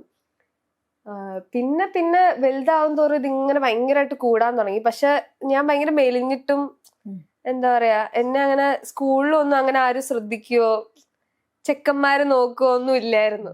കോളേജിലും അങ്ങനെ ആർക്കും അങ്ങനെ ഒരു താല്പര്യം ഒന്നും ഉണ്ടായിരുന്നില്ല. അപ്പൊ ഞാൻ വിചാരിച്ചു ഓക്കെ എനിക്കങ്ങനെ ഒരു സിനിമ നടിയാവാനുള്ള ചിലപ്പോൾ ലുക്കൊന്നും ഉണ്ടാവില്ലായിരിക്കും, പക്ഷെ എന്നാലും എനിക്ക് ആഗ്രഹം ഭയങ്കരമായിട്ട് ഉണ്ടായിരുന്നു. പിന്നെ എന്നെ എഞ്ചിനീയറിംഗ് പിടിച്ച് ചേർത്തപ്പോഴേക്കും ഞാൻ വിചാരിച്ചു വന്നാ പിന്നെ അത് സൈഡാക്കിയിട്ട് എഞ്ചിനീയറിംഗ് ഒക്കെ പഠിച്ച് അങ്ങനെ പോവാന്ന് വിചാരിക്കുമ്പോഴാണ് ആനന്ദം എന്ന് പറയുന്ന സിനിമയിൽ ഞാൻ ഡബ് ചെയ്യുന്നത്. അപ്പം അതിന് ഇതുപോലെ വോയിസ് ക്ലിപ്പ് അയച്ചു കൊടുത്ത് അവര് വോയിസ് ടെസ്റ്റ് ചെയ്യാനൊക്കെ വിളിച്ച്. അപ്പോഴാണ് ഞാൻ ഒരു സ്റ്റുഡിയോയിൽ ആദ്യമായിട്ട് കയറുന്നത്. ഗണേഷ് രാജാണ് ഞാൻ ആദ്യമായിട്ട് നേരിട്ട് കാണുന്ന ഒരു ഡയറക്ടർ. അപ്പൊ ഞാൻ നോക്കുമ്പം എന്നിട്ട് പിന്നെ ഡബൊക്കെ ചെയ്ത് കഴിഞ്ഞിട്ട് ഞങ്ങൾ എല്ലാവരും കാസ്റ്റും ക്രൂ എല്ലാവരുടെയും ആദ്യത്തെ സിനിമയായിരുന്നു. നമ്മളെ ഒരുമിച്ചാണ് പത്മ തിയേറ്ററിൽ പോയിട്ട് സിനിമ കാണുന്നത്. അപ്പൊ മറ്റേ 7.1 ഡോൾബി സറൗണ്ടിൽ ശബ്ദം കേൾക്കുമ്പോ എനിക്ക് അങ്ങ് ഭയങ്കര ഇഷ്ടമായി. എന്റെ ശബ്ദം ആയതുകൊണ്ട് പറയല്ല എന്നൊക്കെ എനിക്ക് ഭയങ്കര സന്തോഷമായി. ഞാൻ അത്രയും ഹാപ്പി ആയിട്ടുള്ള സിനിമ ഞാൻ ഫുൾ കരഞ്ഞോണ്ടാ കണ്ടിരുന്നത്. അപ്പൊ ഞാൻ അതിന് ക്രെഡിറ്റ്സിലൊക്കെ മീനാക്ഷി ജയൻ എന്നൊക്കെ കാണുമ്പോ എനിക്ക് ഭയങ്കര സന്തോഷം ഉണ്ടായിരുന്നു. അപ്പൊ ഞാൻ ഇങ്ങനെ ആലോചിച്ചു, ശബ്ദം കേൾക്കുമ്പോ ഇത്രയും സന്തോഷാണെങ്കിൽ നമ്മുടെ മുഖം കൂടെ കാണാൻ പറ്റിയ എന്തൊരു സന്തോഷമായിരിക്കും എന്ന് വിചാരിച്ചു ഞാൻ പത്മയിൽ ആ സീറ്റിൽ ഇരുന്ന തീരുമാനിക്കുന്നത് ഇനി ഞാൻ എന്തായാലും പുറകോട്ട് പോവില്ല, ഇതിന് തന്നെ വേണ്ടിയിട്ട് കഷ്ടപ്പെടും എന്ന് പറഞ്ഞിട്ട്. എന്നിട്ട് ഞാൻ എഞ്ചിനീയറിംഗ് ഒക്കെ പഠിക്കുന്ന സമയത്ത് ഞാൻ പിള്ളേർക്ക് ട്യൂഷൻ ഒക്കെ എടുക്കുമായിരുന്നു വീട്ടില്. അപ്പം ആ പൈസയൊക്കെ വെച്ചും പിന്നെ അമ്മയുടെ അടുത്ത് മറ്റേ ബാങ്ക് കോച്ചിങ്ങിനൊക്കെയാന്നൊക്കെ പറഞ്ഞ് കുറച്ച് പൈസയൊക്കെ നുണ പറഞ്ഞ് മേടിക്കുമായിരുന്നു. എന്നിട്ട് ഞാൻ ആക്ടിങ് വർക്ക്ഷോപ്പിനൊക്കെ പോകും. അയ്യോ അത് ആക്ടിങ് വർക്ക്ഷോപ്പിനൊക്കെ ചെറിയ ചെറിയ ആക്ടിങ് വർക്ക്ഷോപ്സിനൊക്കെ പോയിട്ട് പിന്നെ ഞാൻ രസ തിയേറ്റർ എന്ന് പറഞ്ഞ തിയേറ്റർ ഗ്രൂപ്പ് ഉണ്ട് എറണാകുളത്ത്. അവരുടെ കൂടെ ഞാൻ കൺസിസ്റ്റന്റ്ലി വർക്ക് ചെയ്യുമായിരുന്നു. അവരുടെ കൂടെ ഒരു ഷോ ഒക്കെ ചെയ്തിട്ടുണ്ട്, നിയമാവർത്തനം എന്ന് പറഞ്ഞ നാടകമൊക്കെ ചെയ്തു. അവിടെ നിന്നാണ് ഞാൻ ആക്ച്വലി എനിക്കിത് പറ്റും എന്ന് വെച്ചാൽ ഒരു അഭിനയിക്കാൻ എനിക്ക് എന്തൊക്കെയോ ഒരു സ്കില്ല് ഉണ്ടാവാം, അത് ഇനിയിപ്പോ ഇല്ലെങ്കിലും അത് വളർത്തിയെടുക്കാൻ പറ്റും എന്നുള്ളത്, വളർത്തിയെടുക്കാൻ പറ്റുന്ന ഒരു സ്കില്ലാണ് ആക്ടിംഗ് എന്ന് ഞാൻ അവിടെ നിന്നാ മനസ്സിലാക്കിയത്. പിന്നെ ഞാൻ അവിടെ കൺസിസ്റ്റന്റ്ലി പോയി ട്രെയിൻ ചെയ്ത് അത് കഴിഞ്ഞിട്ടൊക്കെയാണ് വിക്ടോറിയ വരുന്നത്. അപ്പം theatre actually help me allot. ഇതിൽ ഈ ലോങ് ടേക്ക് ഫോർമാറ്റ് ആയതുകൊണ്ട് അവിടെ അതാണല്ലോ, ആ സ്കൂളാണല്ലോ നമ്മള്. അത് ഇങ്ങോട്ട് കൊണ്ടുവന്ന ആദ്യത്തെ സിനിമയിൽ തന്നെ അത് കിട്ടിയപ്പം അതും ഭയങ്കര എക്സൈറ്റിംഗ് ആയിരുന്നു, അതും ഭയങ്കര ഗുണകരമായി എനിക്ക്. രസയുടെ ഒരു എക്സ്പീരിയൻസ് എങ്ങനെയായിരുന്നു? രസ തിയേറ്റർ എന്താ ഞാൻ പറയാ, രസ തിയേറ്റർ എന്റെ ഒരു, ഞാൻ എപ്പോഴും പറയാറുണ്ട്, എന്റെ സെക്കൻഡ് ഹോമാണ്, എനിക്കൊരു റീബർത്ത് കിട്ടിയ സ്ഥലമാണ്. അവിടുത്തെ ഒരു സ്കൂൾ എന്ന് പറഞ്ഞു കഴിഞ്ഞാല് നമ്മളെ ഏറ്റവും കൂടുതൽ മനസ്സിലാക്കിയാലേ നമുക്ക് നല്ലൊരു അഭിനേതാവാൻ പറ്റുള്ളൂ എന്നുള്ളൊരു സ്കൂളിലാണ് രസ തിയേറ്റർ. രാഹുലും സിദ്ധാർത്ഥും ഒക്കെ പറയാറുള്ളത്. അപ്പം അവിടെ എല്ലാ തിയേറ്റർ പ്രാക്ടീസിലും ഒരു സെൽഫ് റിഫ്ലക്ഷൻ കിട്ടുന്ന തിയേറ്റർ പ്രാക്ടീസസ് ആണ് അവിടെ ഉള്ളത്. അപ്പം അവിടുന്നാണ് ഞാൻ എന്നെ മനസ്സിലാക്കിയത്, എൻ്റെ പ്രശ്നങ്ങൾ, എൻ്റെ ഇമോഷണൽ നീഡ്സ്, എൻ്റെ റെഡ് ഫ്ലാഗ്സ്, ഇതെല്ലാം ഞാൻ ഇങ്ങനെ നേരിട്ട് എനിക്ക് കാണാൻ പറ്റും. അങ്ങനത്തെ പ്രാക്ടീസുകളും അങ്ങനത്തെ ഡിസ്കഷൻസും അവിടെ നടക്കുന്നത്. അവർ പറയാറുള്ളത്, നമ്മളെ തന്നെ നമ്മൾ മനസ്സിലാക്കിയില്ലെങ്കിൽ പിന്നെ എങ്ങനെയാണ് നമുക്ക് വേറൊരു ക്യാരക്ടറിനോട് എമ്പത്തി തോന്നുക? വേറൊരു ക്യാരക്ടറിനോട് എമ്പത്തി തോന്നിയാലല്ലേ അതിനെ ഒരു ഒത്തന്റിക് രീതിയിൽ നമുക്ക് പോർട്രേ ചെയ്യാൻ പറ്റുള്ളൂ. അങ്ങനത്തെ കുറെ ഐഡിയാസ്, കുറെ എന്താ പറയാ, acting is not different from just being your self എന്നുള്ള കുറെ ലൈഫ് ചേഞ്ചിങ് കാര്യങ്ങൾ ഞാൻ പഠിച്ച സ്ഥലമാണ് രസ തിയേറ്റർ. അഭിനയം ഇപ്പൊ ഒരു പ്രൊഫഷനാക്കാൻ തീരുമാനിച്ചിരിക്കുകയാണല്ലോ. നമുക്കറിയാം സിനിമ, അഭിനയം എന്ന് പറയുന്നത് സിനിമ മാത്രമല്ല, എന്നിരുന്നാലും സിനിമ വ്യവസായം പല പ്രതിസന്ധികളിലൂടെയും കടന്നു പോവുകയാണ്. അപ്പൊ എങ്ങനെയാണ് മുന്നോട്ട് നോക്കുമ്പം ആശങ്കകൾ ഉണ്ടോ? പിന്നെ അത്രയും മത്സരവുമാണല്ലോ. അതെ അതെ, ആശങ്ക എല്ലാ ദിവസവും ഉണ്ട് ആശങ്ക. ആശങ്കയൊന്നും ഒരു കുറവുമില്ല. പക്ഷെ എനിക്ക് എന്തോ ഒരു ഹോപ്പ് കാണുന്നുണ്ട്, എന്തോ ഒരു ലൈറ്റ് ദൂരെ എനിക്ക് കാണാൻ പറ്റുന്നത്, ഭയങ്കര ഒരു പ്രതീക്ഷ കാണുന്നുണ്ട്. കാരണം കറക്റ്റ് ഞാൻ വരുന്ന സമയത്താണ് ഹേമ കമ്മിറ്റി റിപ്പോർട്ട് വരുന്നത്, ഇത്രയും റീഫർമേഷൻ മലയാള സിനിമയിൽ സംഭവിക്കുന്നത്. അപ്പൊ ഞാനിത് ഇത് ഭയങ്കര നല്ല സമയത്താണല്ലോ വന്നതെന്ന് എനിക്ക് തോന്നുന്നുണ്ട്. കാരണം ഇതിനു മുമ്പായിരുന്നു ഞാൻ വന്നിരുന്നെങ്കിൽ ചിലപ്പം ചൂഷണം ചെയ്യപ്പെട്ടേക്കാം, അല്ലെങ്കിൽ എന്നെ സപ്പോർട്ട് ചെയ്യാനായിട്ട് ഒരു ഗ്രൂപ്പോ, അല്ലെങ്കിൽ ഇപ്പൊക്കെ എനിക്ക് ധൈര്യമുണ്ട്. എന്നെ ആരെങ്കിലും എന്തെങ്കിലും ചെയ്തതിന് എനിക്ക് തുറന്ന് പറയാനുള്ളൊരു ധൈര്യമുണ്ട് ഇപ്പം. അപ്പൊ ആശങ്ക ഉണ്ടെങ്കിലും എനിക്ക് ഭയങ്കര പ്രതീക്ഷയും ധൈര്യവും ഉണ്ട് ഈ ഇടയായിട്ട്. എന്താണെന്നറിയില്ല, ഞാൻ കോൺക്ലേവിനൊക്കെ പോയതുകൊണ്ടാണെന്ന് തോന്നുന്നു. കോൺക്ലേവിൽ ഫുൾ ഡിസ്കസ് ചെയ്തുകൊണ്ടിരുന്നത് എങ്ങനെ നമുക്ക് സേഫ് സ്പേസ് ആക്കാം, എങ്ങനെ കുറച്ചുകൂടെ നല്ലൊരു വർക്ക് കൾച്ചർ ഇവിടെ കൊണ്ടുവരാന്നുള്ളത്. അപ്പൊ ആസ് എ ന്യൂ കമർ ഞാനത് കേട്ടോണ്ടിരുന്ന സമയത്ത് എനിക്ക് ഭയങ്കര, ഇവരെല്ലാരും എനിക്ക് വേണ്ടിയാ വർക്ക് ചെയ്യുന്നതെന്നൊക്കെ എനിക്ക് തോന്നി. അപ്പം എനിക്ക് പ്രതീക്ഷയാണ് കൂടുതലും ഉള്ളത്. ആശങ്കയുണ്ട് എനിക്കിപ്പം, നമുക്കിപ്പോ കൺസിസ്റ്റന്റ്ലി വർക്ക് ഇല്ലെങ്കിൽ അത്രയും പൈസ കിട്ടില്ല. പക്ഷെ പൈസയൊക്കെ ഞാൻ എങ്ങനെങ്കിലും ഉണ്ടാക്കും എനിക്ക് എന്തോ, കാരണം കൊച്ചിലെ മുതലേ ഞാൻ ട്യൂഷൻ എടുക്കുക, അത് ചെയ്ത് എങ്ങനെങ്കിലൊക്കെ പൈസ. ജോലിക്കും പോയിരുന്നു. കോളേജിൽ പഠിക്കുമ്പോ തന്നെ ഞാൻ ഒരു സ്റ്റാർട്ടപ്പിലൊക്കെ വർക്ക് ചെയ്യുമായിരുന്നു. അപ്പൊ പൈസ ഞാൻ എങ്ങനെങ്കിലും ഉണ്ടാക്കും. പക്ഷെ എനിക്ക് സിനിമ ചെയ്യണം, എനിക്ക് കുറെ നല്ല സിനിമയൊക്കെ ചെയ്ത് എനിക്കിങ്ങനെ ഒരു സിനിമയുടെ ഫുൾ സ്കെഡ്യൂളൊക്കെ കഴിഞ്ഞ് ഫസ്റ്റത്തെ സ്ക്രീനിങ്ങിന് ഇരിക്കുമ്പോ മറ്റേ കുഴഞ്ഞു വീണു എല്ലാം മരിച്ച അത്ര സന്തോഷം. പക്ഷെ എനിക്ക് സിനിമ എന്തൊക്കെയാണെങ്കിലും ചെയ്യണം, എത്ര ആശങ്ക ഉണ്ടെങ്കിലും ഞാൻ ഇനിയും ചെയ്തോണ്ടിരിക്കും. അല്ല, പാഷനായിട്ട് കൊണ്ടുപോകാൻ ആണെങ്കിൽ എളുപ്പമാണ്, അതിനെ ഒരു പ്രൊഫഷനിലേക്ക് കൊണ്ടുവരുമ്പോഴാണ് നമുക്ക് ആശങ്ക വേണ്ടു.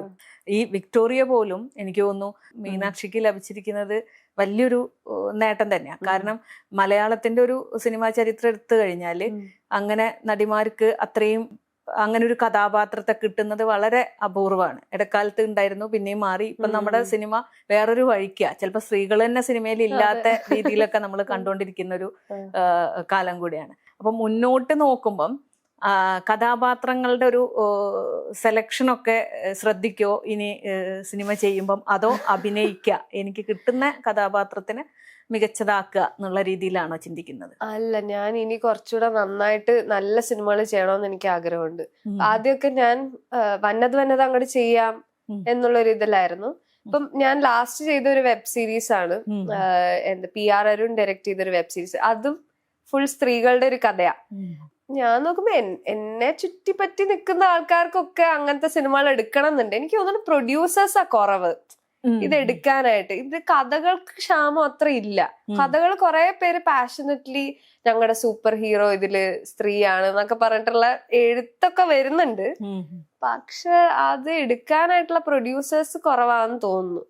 എനിക്ക് എനിക്കറിയില്ല, ഞാൻ അത്ര ആലോചിച്ചില്ല. ഇനിയിപ്പൊ എന്നെ കൊണ്ട് ഞാൻ ഇന്ന് വീട്ടിൽ ചെന്ന് ആലോചിക്കണം, ദൈവം ഇത് കഴിഞ്ഞിട്ട് എനിക്ക് ഇനി സിനിമ കിട്ടില്ലേന്നൊക്കെ.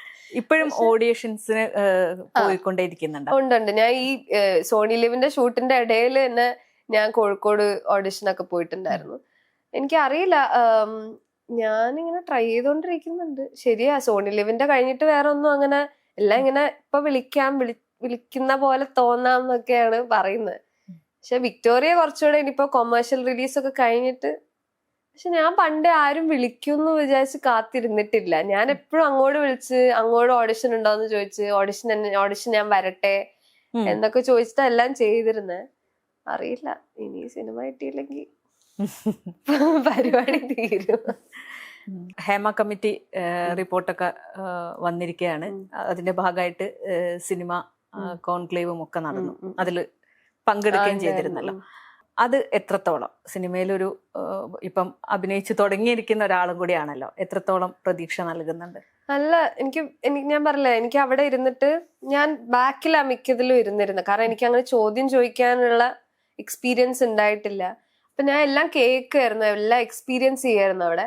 അപ്പം പല ഡിസ്കഷനും കേൾക്കുമ്പോൾ എനിക്ക് ഭയങ്കര പ്രതീക്ഷയും ഭയങ്കര സന്തോഷവും തോന്നി. കാരണം അവര് കൺസിസ്റ്റന്റ്ലി ഡിസ്കസ് ചെയ്തുകൊണ്ടിരുന്നത് എങ്ങനെ മലയാള സിനിമയിൽ ഒരു നല്ല വർക്ക് കൾച്ചർ ബിൽഡ് ചെയ്യാം. പിന്നെ പാനലിലൊക്കെ 3 ആണുങ്ങളും 4 പെണ്ണുങ്ങളും ഒക്കെ ഉള്ള പാനലൊക്കെ ഉണ്ടായിരുന്നു. അപ്പൊ എനിക്ക് അത് കാണുമ്പോ തന്നെ ഭയങ്കര സന്തോഷം ഉണ്ടായിരുന്നു. ആ ഒരു പവർ പൊസിഷൻസിൽ കുറേയും കൂടെ സ്ത്രീകൾ കാണുക, അതൊക്കെ എനിക്ക് ഭയങ്കര പ്രതീക്ഷ തന്നിട്ടുണ്ടായിരുന്നു കോൺക്ലേവിൽ പോയപ്പം. അപ്പോഴും നമ്മളെ എന്ന് പറഞ്ഞാൽ അത് പല കാര്യങ്ങളും മലയാള സിനിമയിൽ പ്രാക്ടിക്കൽ അല്ല എന്നുള്ള കാര്യങ്ങളൊക്കെ അവിടെ ഡിസ്കസ് ചെയ്യുന്ന കാണുന്നുണ്ടായിരുന്നു. അപ്പൊ ഒക്കെ എനിക്ക് കുറച്ച് ഇനിയിപ്പം പ്രതീക്ഷ വെക്കണ്ടേന്നൊക്കെ തോന്നിയിട്ടുണ്ട്.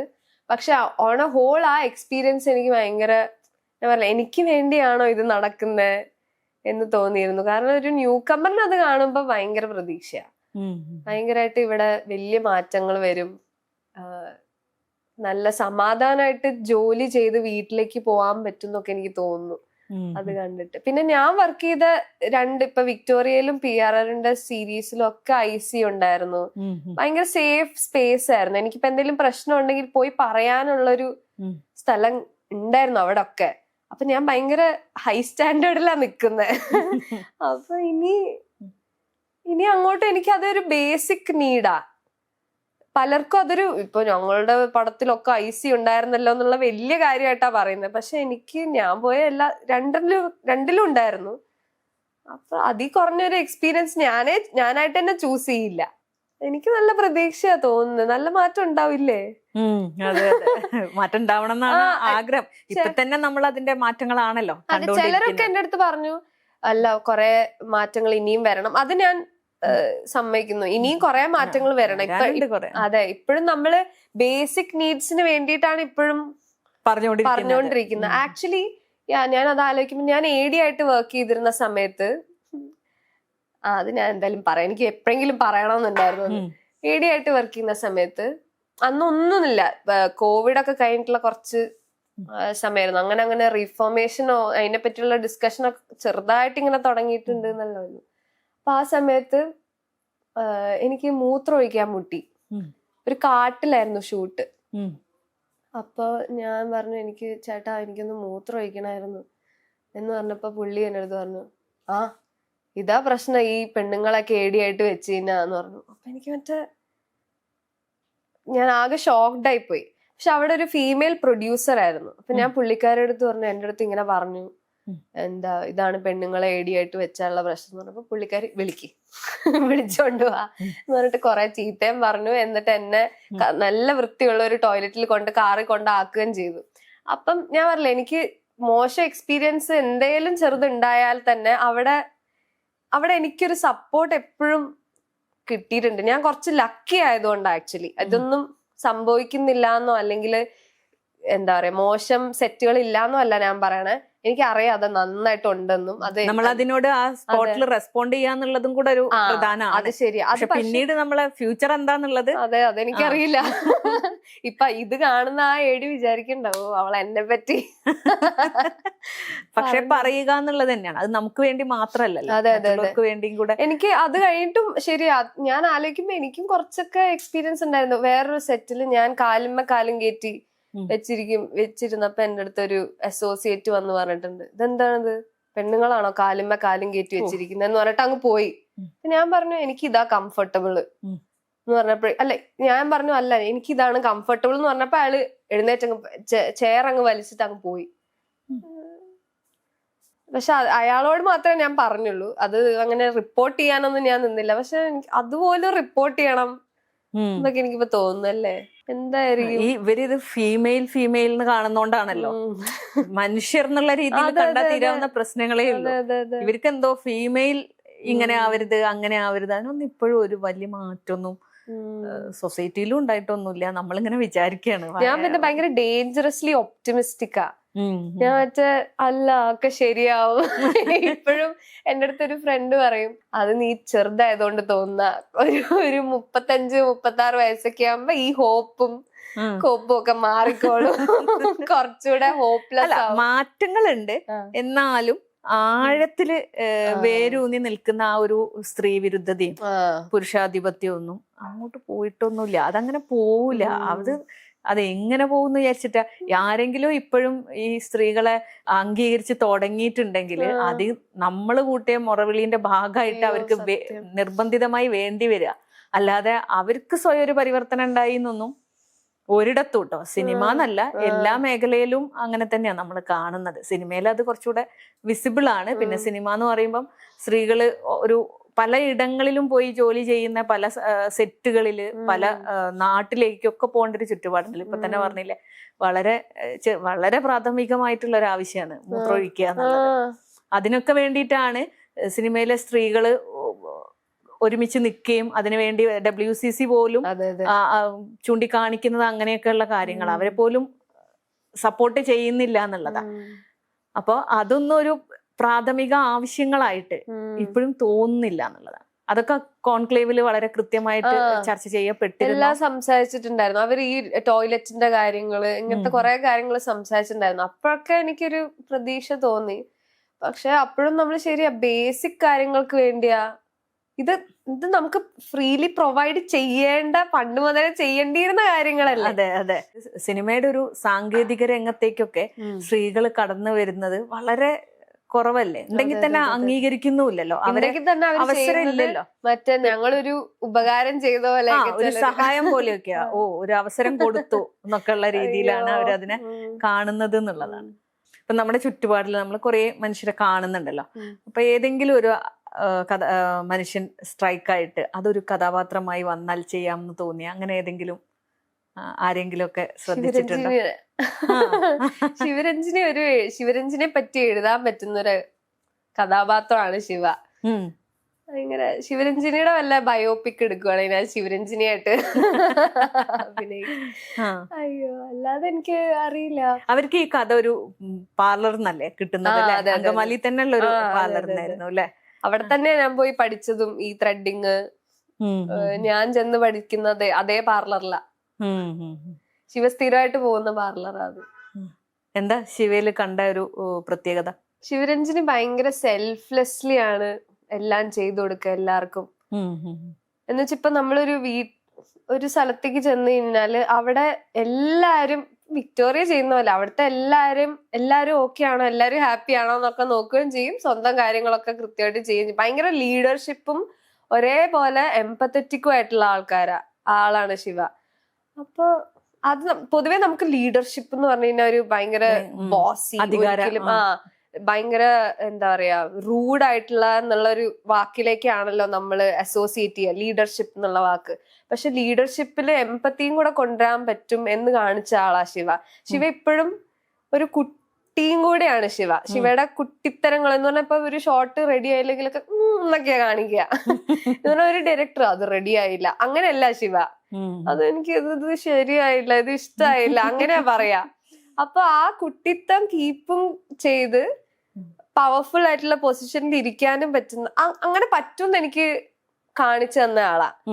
ഒരു കുട്ടിയായിട്ടിരുന്ന് എന്റെ കുട്ടിത്തരങ്ങളെ കൂടെ ഇൻക്ലൂഡ് ചെയ്തിട്ട് എനിക്കൊരു ലീഡർഷിപ്പ്, ആവശ്യമില്ലാത്ത ഗൗരവവും അധികാര മനോഭാവവും ഒന്നും ഇല്ലാതെ തന്നെ നമുക്ക് ലീഡർ ആവാം. അതെ അതെ അതെ, അതെനിക്ക് ഭയങ്കര ലൈഫ് ചേഞ്ചിങ് ആയിരുന്നു. ശിവനെ കാണുന്നത്, ശിവ വർക്ക് ചെയ്യുന്നത് കാണുമ്പോ എനിക്കും ഭയങ്കര കൊതി വരും.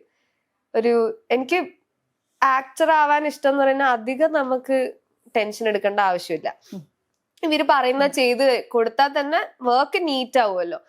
പക്ഷെ ശിവേനെ കണ്ടപ്പോ എനിക്ക് ഡയറക്ഷനൊക്കെ നമുക്കപ്പം ചെയ്യാനൊക്കെ പറ്റൂലേ വേണമെങ്കിൽ ആലോചിച്ചാ.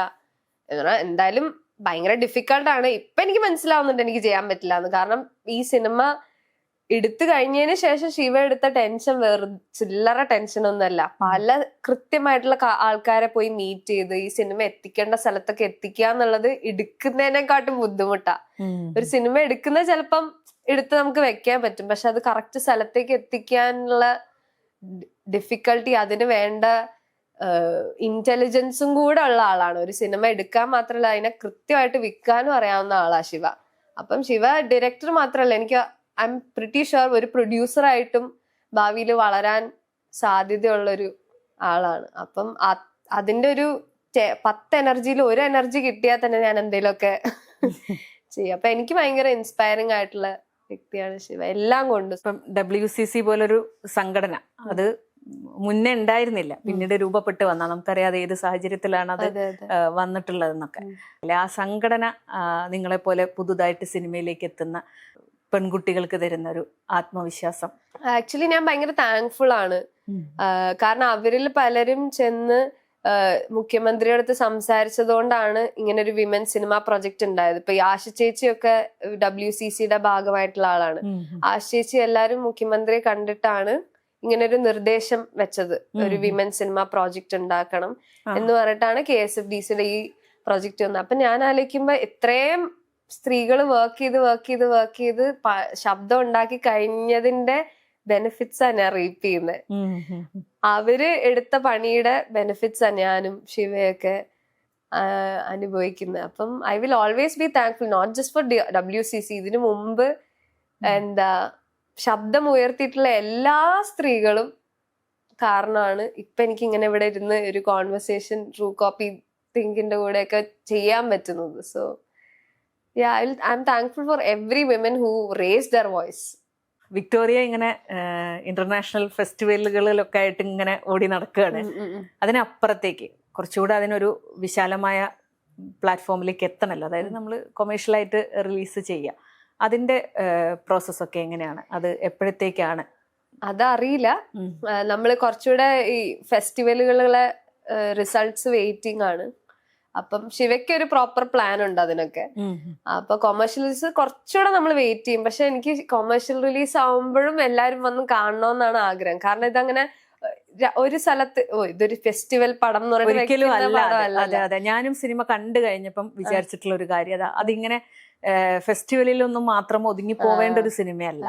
ആലോചിച്ച് നോക്കൂ, സ്ത്രീകൾ മാത്രമുള്ള ഒരു സിനിമ. ആ സിനിമ അത്രയും നേരം നമ്മളെ സീനിൽ നിന്ന് കണ്ണെടുക്കാതെ എൻഗേജ് ചെയ്യിച്ചിട്ടുണ്ടെങ്കിൽ അതൊരു വലിയ വിജയമാണല്ലോ. അപ്പൊ അത് ബാക്കിയുള്ള ആളുകളും കൂടെ കാണുക തന്നെ വേണം.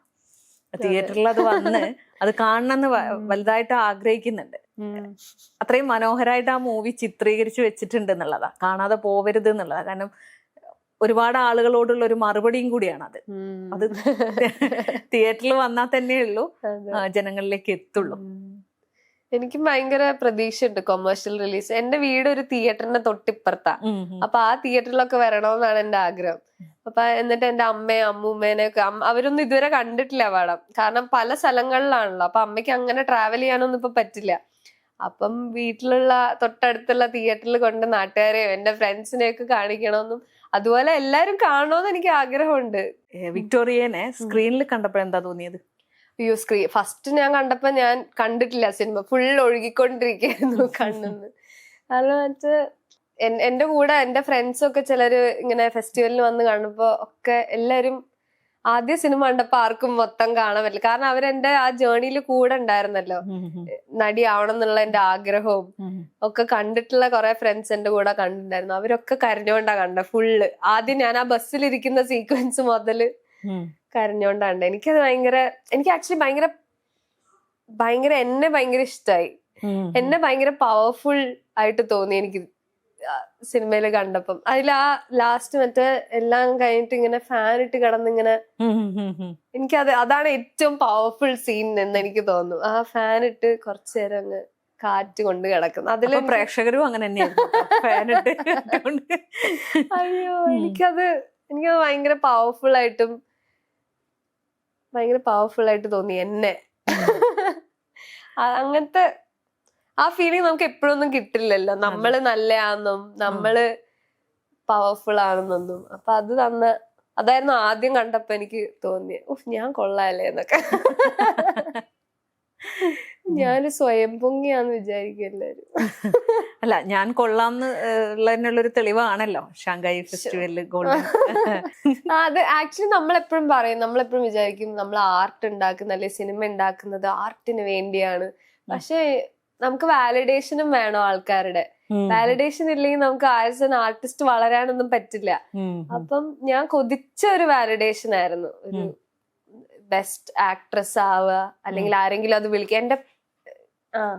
എന്റെ ഭയങ്കര വലിയ ആഗ്രഹമായിരുന്നു. അപ്പം ആ വാലിഡേഷൻ നമുക്ക് കിട്ടുമ്പോ കൂടുതൽ നന്നാവാനുള്ള പ്രചോദന ഉണ്ടാവുക. കൂടുതൽ നല്ല സിനിമ ചെയ്യണമെന്നും ആ ക്രാഫ്റ്റിൽ ഇനി നല്ലോണം പണിയെടുക്കണമെന്നുള്ള ഇതായിരുന്നു. അവിടെ ആ സ്റ്റേജിൽ നിൽക്കുമ്പോഴും എനിക്ക് ഇനി എനിക്ക് കുറെ നാൾ ഇവിടെ പണിയെടുക്കണം, കുറെ നല്ല സിനിമ ചെയ്യണം എന്നുള്ള ആഗ്രഹത്തിലാണ് ഞാൻ ഇറങ്ങി വരുന്നത്. ആ ഒരു അനൗൺസ്മെന്റ് വന്നപ്പോഴൊരു എക്സ്പീരിയൻസ് എന്തായിരുന്നു? എനിക്ക് മനസ്സിലായില്ല എന്നെ വിളിച്ചതെന്ന്. ശിവ ആദ്യമേ എന്ന് പറഞ്ഞാൽ നമ്മൾ കേറുമ്പോഴേ പറയുന്നുണ്ട് ചിലപ്പോ നമുക്ക് ബെസ്റ്റ് ആക്ട്രസ് കിട്ടുക. അപ്പൊ ഞാൻ പറഞ്ഞു, വെറുതെ എനിക്ക് അനാവശ്യ ഹോപ്പ് തരരുത്. എന്നിട്ട് കിട്ടിയില്ലെങ്കിൽ ഞാൻ വേറെ ഇപ്പൊ നടിമാർക്കും എല്ലാം കിട്ടിയെങ്കിൽ ഞാൻ എനിക്ക് കിട്ടേണ്ട സാധനമായിരുന്നു എന്നൊക്കെയുള്ള മുഖം ചിലപ്പോ എന്റെ വന്നിനെ തീർന്നില്ലേ. അപ്പൊ ശിവ എനിക്ക് കൊറേ പ്രതീക്ഷ തന്നോണ്ടിരിക്കുക. അപ്പൊ ഞാൻ പറഞ്ഞു നിർത്തിക്കോളെ. എന്നിട്ട് ഇവര് ബെസ്റ്റ് ആക്ട്രസ് ഇങ്ങനെ പറഞ്ഞപ്പം ഇവര് ചൈനീസ് ആക്സെന്റ് ഉണ്ടല്ലോ ഇവർക്ക്, അതിലാണല്ലോ മീനാക്ഷി എന്ന് പറയുന്നത്. അപ്പം എനിക്കത് മനസ്സിലായേ ഇല്ല. പിന്നെ അവര് വിക്ടോറിയ എന്ന് പറഞ്ഞപ്പോഴാണ് എനിക്ക് ഇങ്ങനെ നമ്മൾ തന്നെയാണല്ലേ. അപ്പൊ ശിവയാണ് എന്നിട്ട് ദേ വിളിച്ചു പോ എന്ന് പറയുന്നത്. അതിന്റെ ഒരു ഫോട്ടോ ഉണ്ട്. ഞാൻ ഇങ്ങനെ എഴുന്നേക്കുന്നത് ഞാൻ തന്നെയാണോ അത് ചുമ്മാ തോന്നിയതാണോ എന്നൊക്കെ. ഭയങ്കര തീരെ എനിക്ക് ഞാൻ ഇതിനു മുമ്പ് കുഞ്ഞു ഫെസ്റ്റിവലിനൊക്കെ പോയിട്ടുണ്ട്. ഇപ്പൊ കുഞ്ഞു ഫെസ്റ്റിവലിന് അവർ ഇതുപോലെ ബെസ്റ്റ് ആക്ട്രസ് ഒക്കെ കൊടുക്കുമായിരുന്നു. അപ്പൊ ഒക്കെ ചെറിയ ഷോർട്ട് ഫിലിമിനൊക്കെ ഞാൻ ഇപ്പൊ ചിലപ്പോ എന്നെ വിളിക്കായിരിക്കും എന്ന് പറഞ്ഞിട്ട് ഭയങ്കര പ്രതീക്ഷ എന്നിട്ട് വേറെ ആർക്കൊക്കെ പോകുന്നൊക്കെ ഞാൻ കണ്ടിട്ടുണ്ട്. അപ്പം അന്ന് എനിക്ക് ഭയങ്കര ലെറ്റ് ഡൗൺ ആയിരുന്നു. അപ്പൊ ഞാൻ ആ ലെറ്റ് ഡൗണിനൊന്നും ഇനി എനിക്ക് ജീവിതത്തിൽ സ്പേസ് ഇല്ല എന്ന് പറഞ്ഞിട്ടാണ് ഇരിക്കുന്നത്. അപ്പോഴാണിത് എന്നെ വിളിക്കുന്നത്. നല്ലൊരു വാലിഡേഷൻ ആയിരുന്നു. എനിക്കിനി ഒരു കുറെ നാള് സന്തോഷായിട്ടിരിക്കാനും ധാരാളം. അതെ.